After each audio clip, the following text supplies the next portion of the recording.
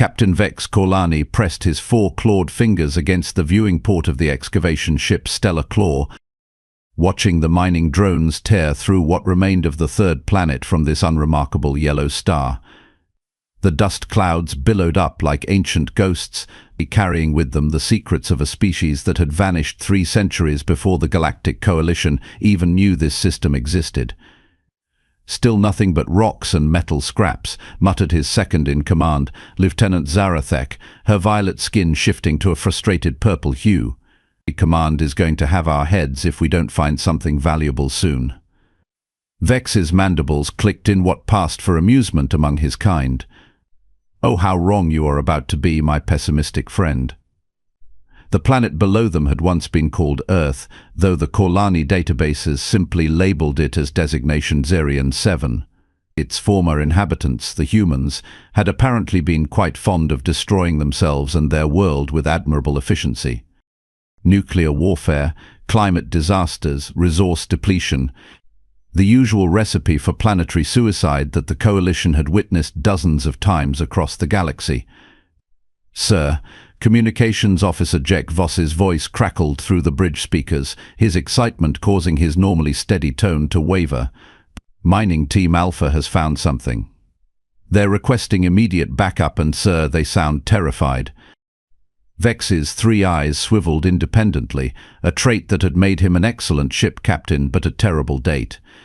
"Terrified? Of what? Old human bones?" "They wouldn't say, sir, just kept repeating coordinates and screaming about finding the real ruins beneath what they thought was bedrock." The captain's interest perked up like a hunting hound catching a scent. Finally, something interesting on this miserable assignment. The Coalition had sent them here expecting to find the usual post-apocalyptic debris, twisted metal, plastic fragments, maybe some primitive nuclear materials if they were lucky. Instead, they'd been sifting through centuries of dirt and disappointment. "Set course for those coordinates," Vex ordered, his excitement causing his exoskeleton to emit a soft bioluminescent glow. "And prep the heavy excavation gear. If Team Alpha found something that scared them, it's either very dangerous or very valuable. Possibly both."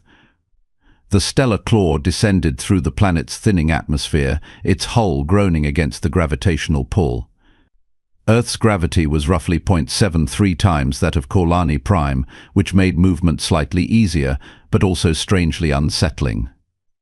Everything felt too light, too quick, as if the universe itself was moving at the wrong speed.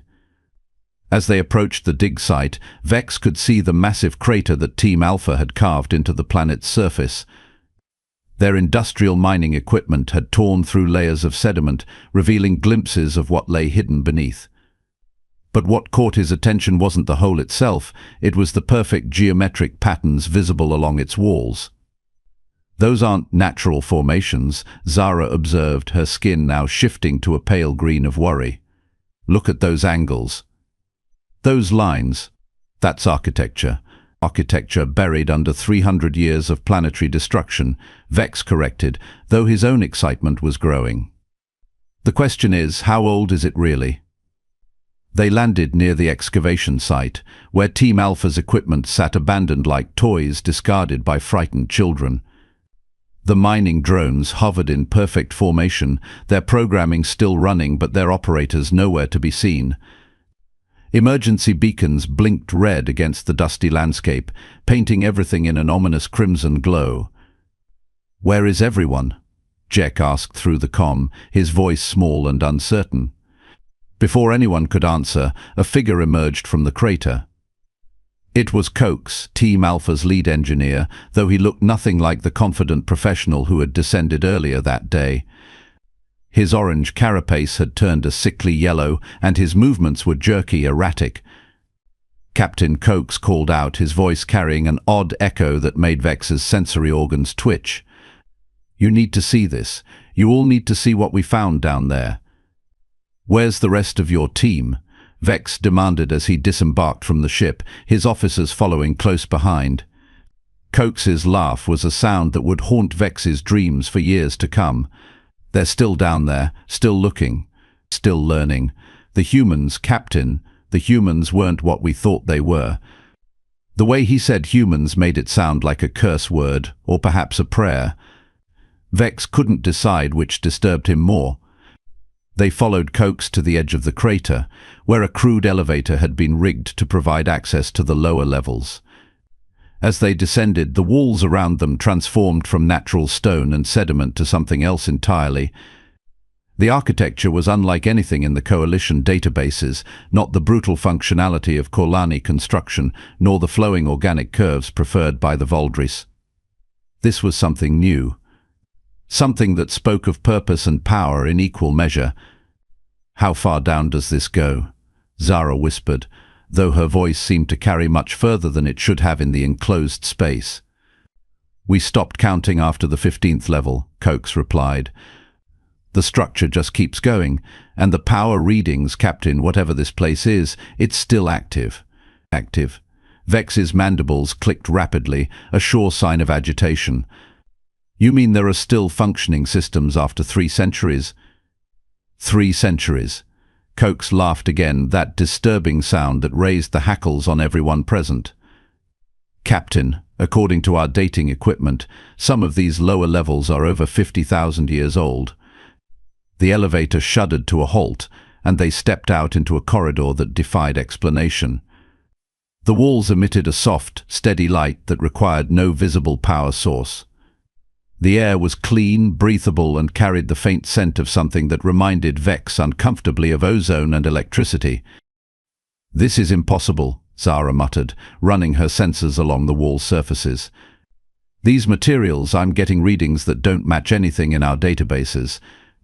It's like they're made of elements that shouldn't exist." "Oh, they exist," said a new voice from the shadows ahead. "We just didn't know about them yet." Another member of Team Alpha emerged from the gloom. It was Nyx, their xenoarchaeologist, but like Coax, she seemed fundamentally changed. Her movements were too precise, too purposeful, and her eyes held a light that definitely hadn't been there before. "Nyx," Vex said carefully, "what happened to you down here?" "We learned the truth, Captain, about the humans, about what they really were before they decided to play at being primitive." She gestured toward a series of panels embedded in the wall, covered in symbols that seemed to shift and change when viewed directly. They weren't just another failed species. They were builders, planners, and they saw us coming long before we ever found them. "That's ridiculous," Jek protested. "Our records show humans barely achieved interplanetary travel before they destroyed themselves. They were warlike, chaotic, completely unable to cooperate on anything meaningful." Nyx's smile was perhaps the most unsettling thing Vex had ever seen. That's what they wanted everyone to think. "Come, let me show you the truth."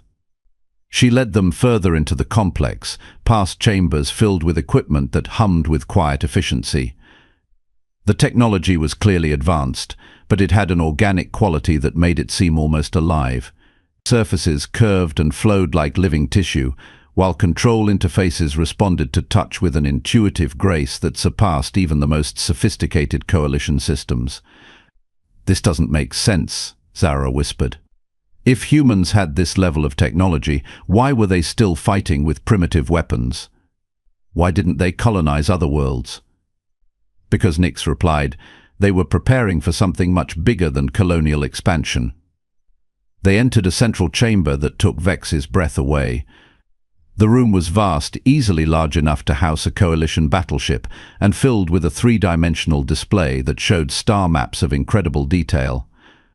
Not just their local galaxy, but dozens of others, with movement patterns and trajectories marked in intricate detail. "Galactic positioning charts," Coax said, though his voice carried an odd reverence. "Dating back over 40,000 years. They were tracking the movement of every spacefaring species in this entire galactic cluster." "Tracking us," Vex realized, his voice barely above a whisper. "Oh yes," Nyx confirmed. "They knew about the Korlani Empire when your people were still discovering fire. They tracked the rise of the Valdris Confederation, the expansion of the Zephyrian trade networks, the formation of what would eventually become the Galactic Coalition. They watched. They waited. They prepared. The display shifted, zooming in on their current location.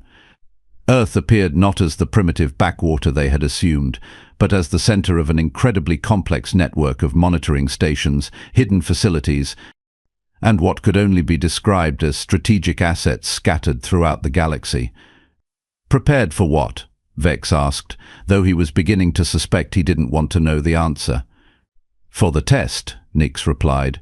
You see, Captain, humanity had a theory about spacefaring civilizations. They believed that any species advanced enough to achieve interstellar travel would eventually face a choice, cooperation or domination. They wanted to see which path the galaxy would choose. So they faked their own extinction, Zara said, the pieces falling into place with horrible clarity.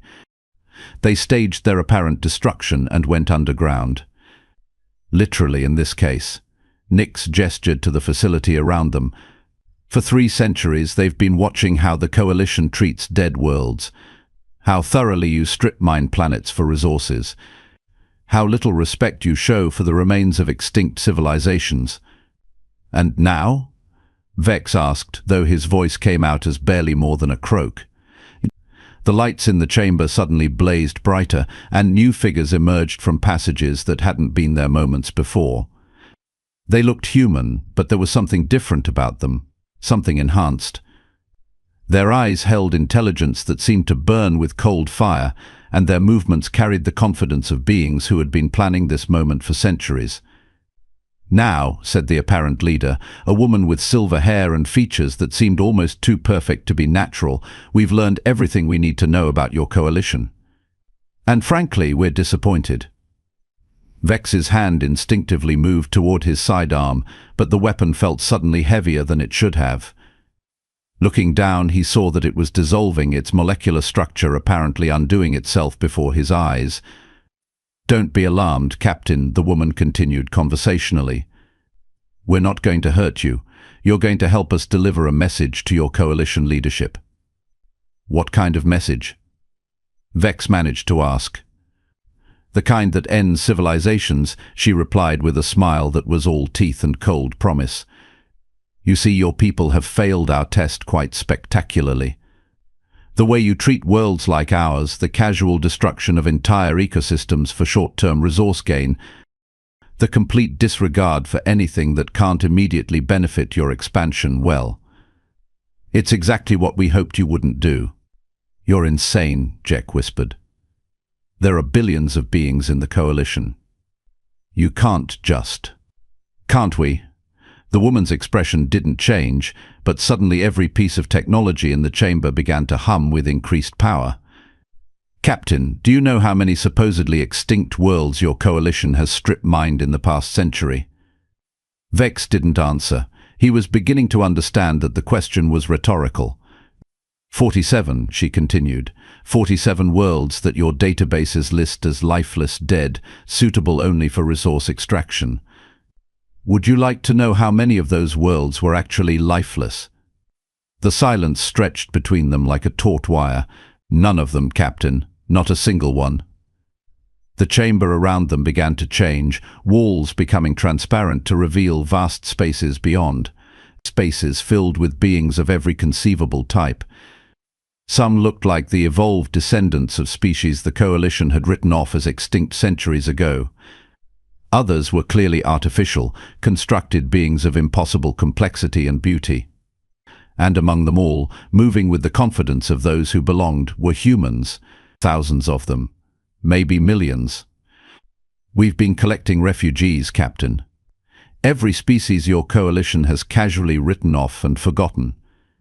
Every world you've deemed dead had survivors, and we've been giving them sanctuary. We've been giving them purpose. This is impossible, Vex breathed. The resources alone, the logistics, the coordination required, would be impossible for a species like yours, the woman agreed. But then we've had 50,000 years to prepare.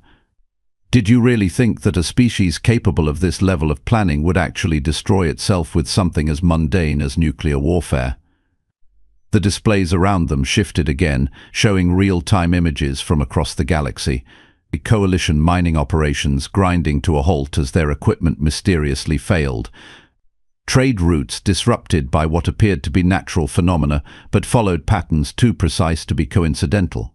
Military installations losing power, communication networks experiencing selective failures, and everywhere, the same message appearing on screens across coalition space. The test is over, the message read in every coalition language simultaneously. You have been found wanting. Evacuation protocols are now in effect. You have 72 hours to withdraw from all occupied worlds to your species' original homeworlds. Failure to comply will result in more direct intervention. 72 hours. Zara's voice cracked with disbelief.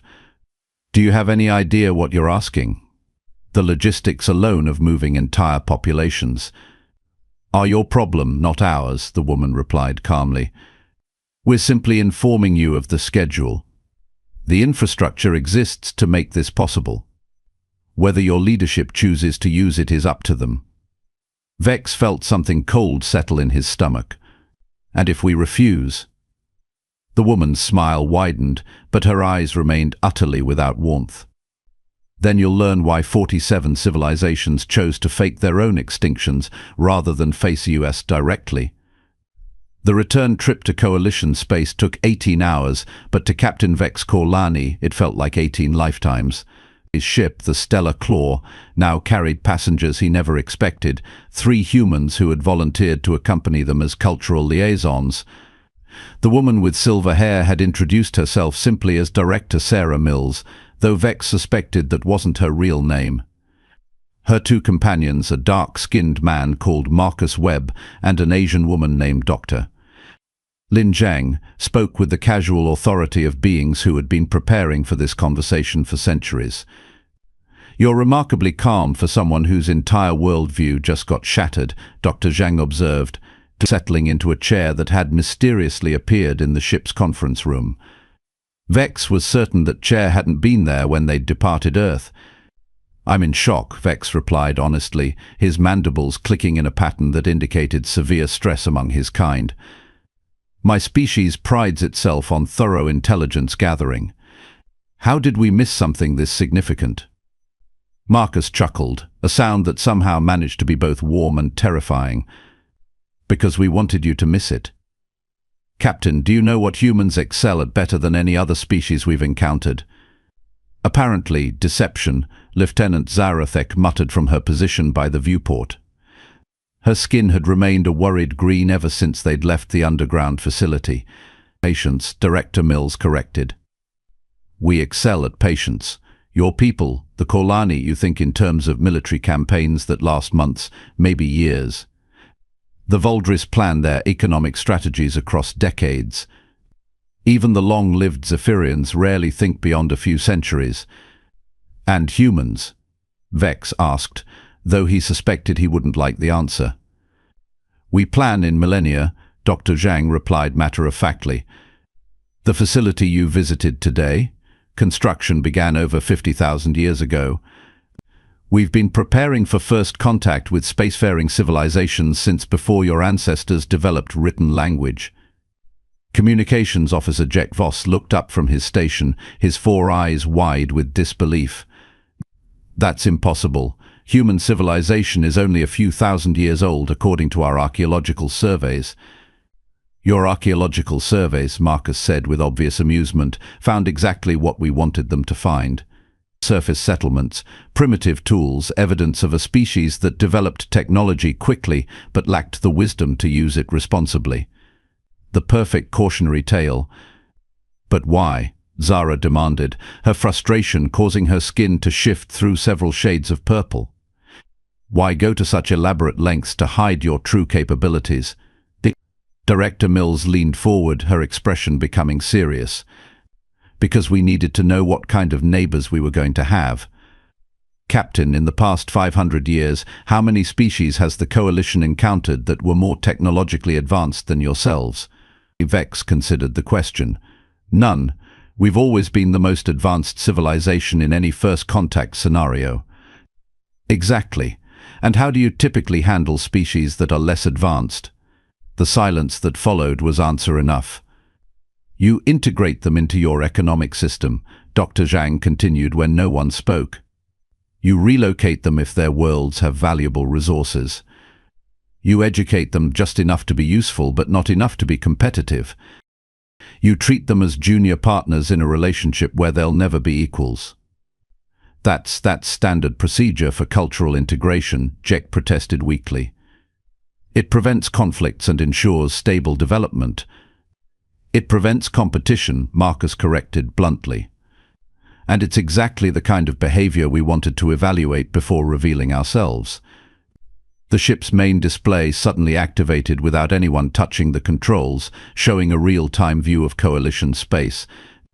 Vex watched in fascination and growing horror as mining operations across dozens of worlds simply stopped. Massive industrial complexes went dark. Transport ships found themselves gently but firmly redirected away from occupied systems. It was happening everywhere, simultaneously, with a coordination that spoke of planning on an unimaginable scale. How? Vex whispered. We've had agents embedded in every major coalition institution for over 2 centuries, Director Mills explained casually. Your military academies, your industrial corporations, your scientific research facilities, your government bureaucracies. Some of them don't even know they're working for us. That's infiltration on a scale that Zara's voice trailed off as the implications hit her. That requires resources and coordination beyond anything your coalition has ever imagined, Dr. Zhang finished. Captain, what do you think happens when a species spends 50,000 years developing technology while the rest of the galaxy catches up? Vex didn't want to think about it, but the evidence was all around him. The casual way these humans manipulated matter at the molecular level, the instantaneous communication across galactic distances, the ability to coordinate operations spanning hundreds of worlds with apparently no delay or confusion. You're not just more advanced than us, he realized. You're so far ahead that we might as well be using stone tools. Finally, someone gets it, Marcus said with approval. Though to be fair, some of your coalition technologies are quite impressive. We've learned a lot from watching your development over the past few centuries. Learned from us? Jack's voice cracked with indignation. You've been studying us like laboratory specimens. Yes, Director Mills replied without apology. We needed to understand how galactic civilization would develop without our direct influence. We needed to see if intelligence naturally leads to wisdom, or if advancement simply makes beings more efficient at being destructive. The ship's communication system chimed with an incoming priority message from Coalition Command. Vex looked at his human passengers, who nodded permission for him to answer. Admiral Krex Thane's image appeared on the main screen, his usually composed demeanor showing cracks of barely controlled panic. Captain Kolani, what is your status? We're receiving reports of simultaneous system failures across 17 sectors. Industrial operations are shutting down, military installations are going dark, and we're getting the same incomprehensible message on every communication channel.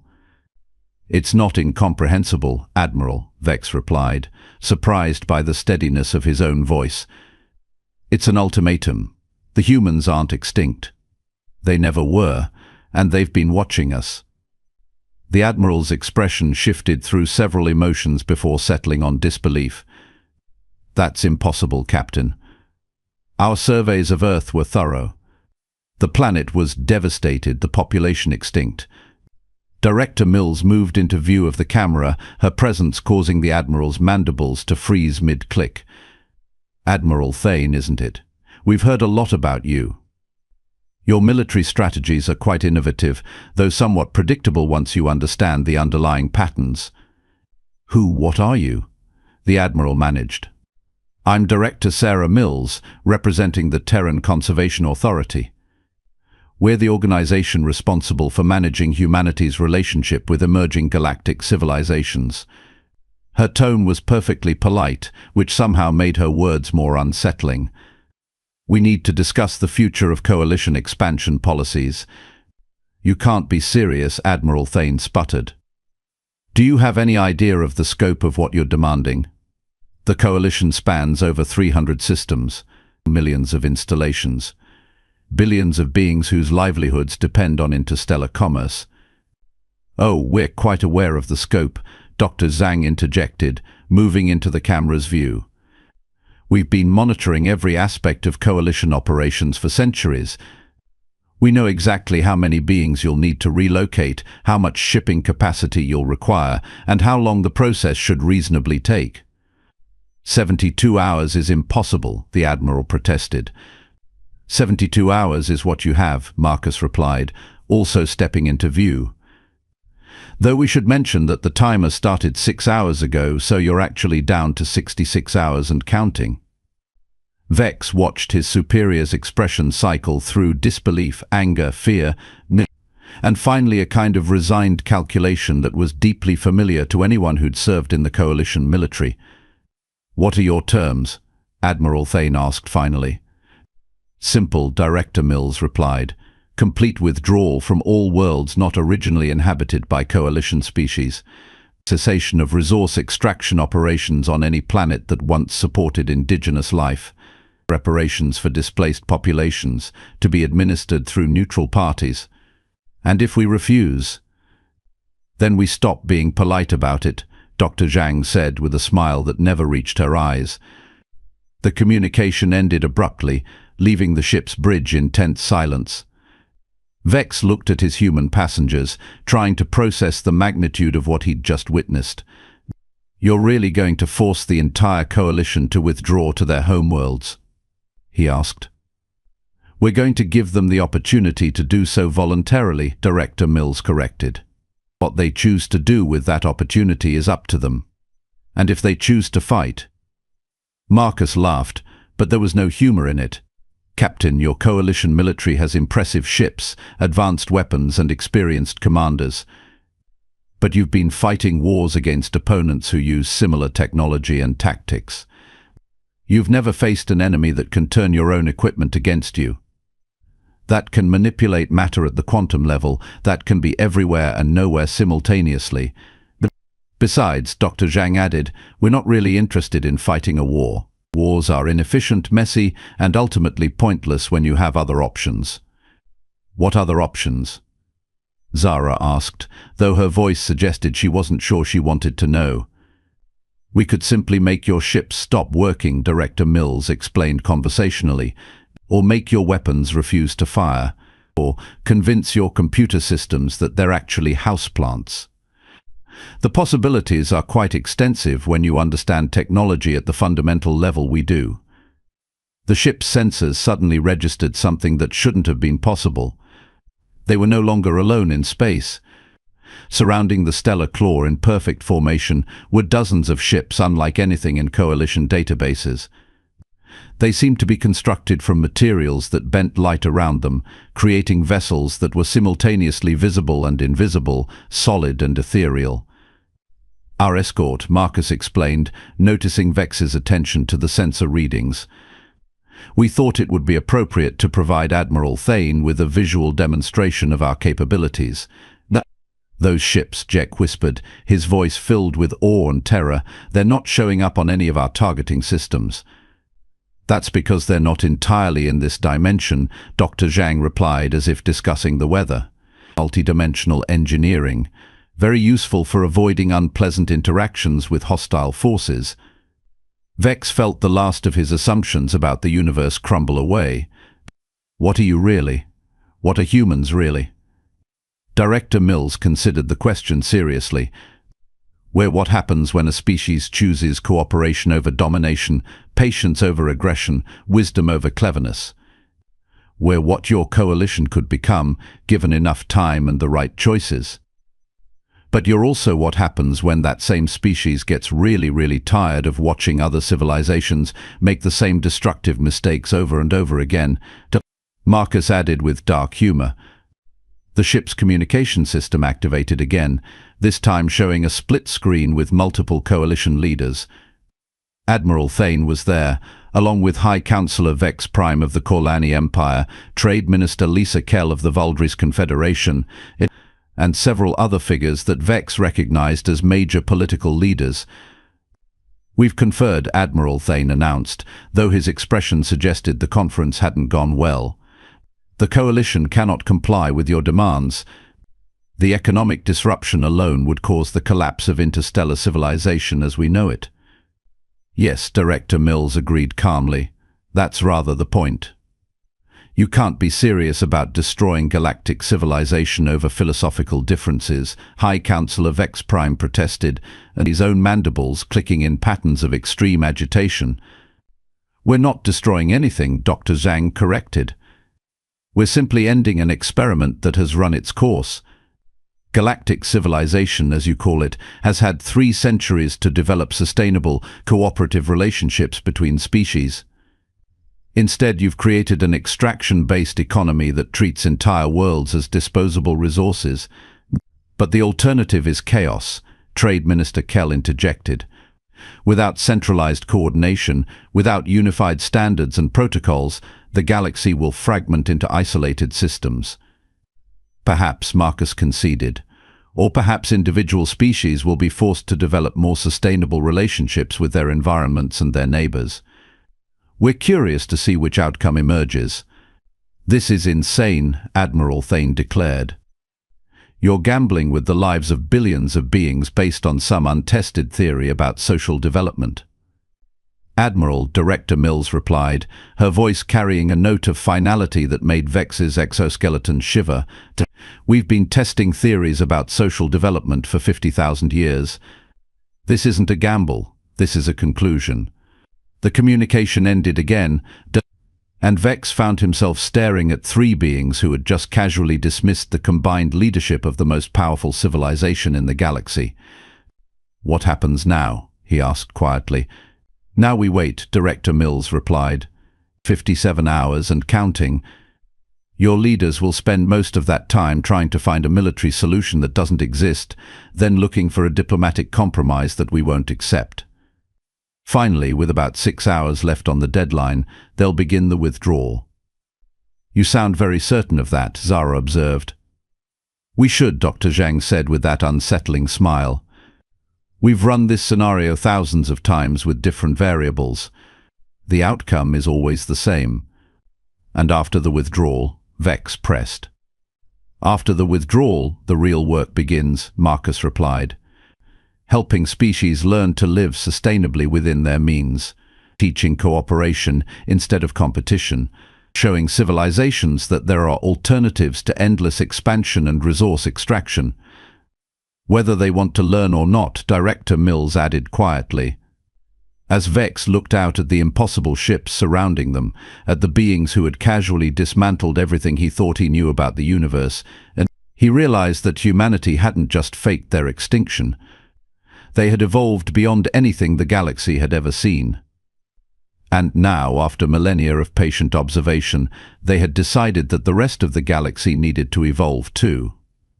The only question was whether that evolution would be voluntary or not. In 57 hours, they would all find out.